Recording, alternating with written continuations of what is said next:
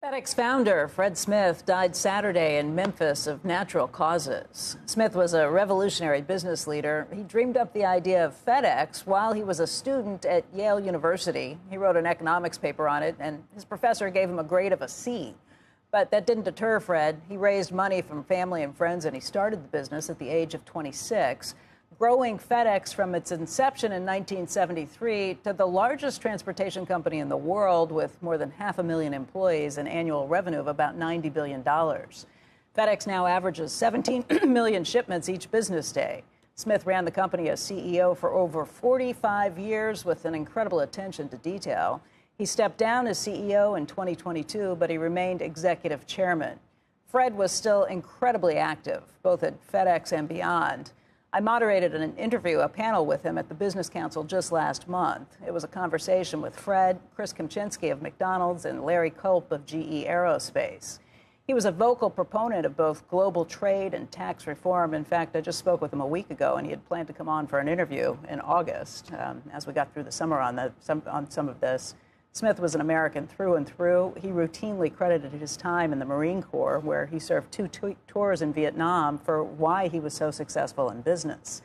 He was friends with former President George Bush, who yesterday put out a statement about Fred saying, "My Yale fraternity brother loved America. He was a citizen, not a spectator. I twice asked him to serve as Secretary of Defense, and he declined twice only because of his devotion to family."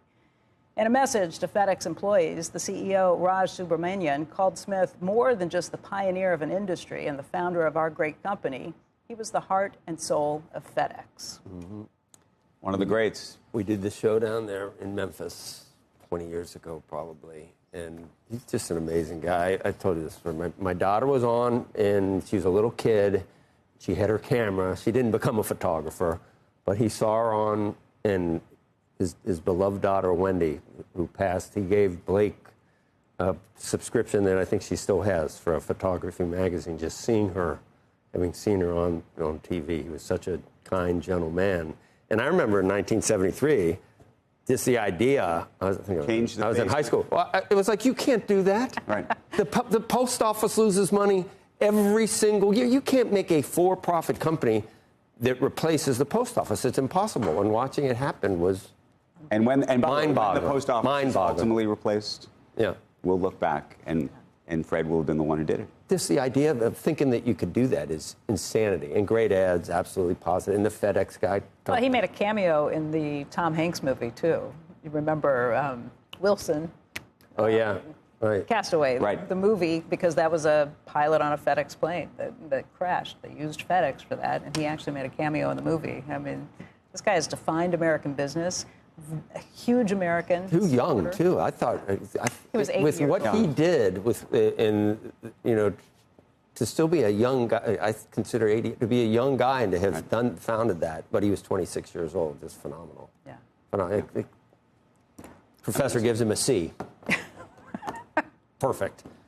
And to think Follow of your dreams. those who Believe in can, yourself. those who can. Only up until about a decade ago did it all run through Memphis. Yeah, right. Maybe, 10, 15, 20 years ago, it was literally every package went through one place. Right. It's an amazing thing. It really was. Fred Smith will be missed greatly. He was 80 years old.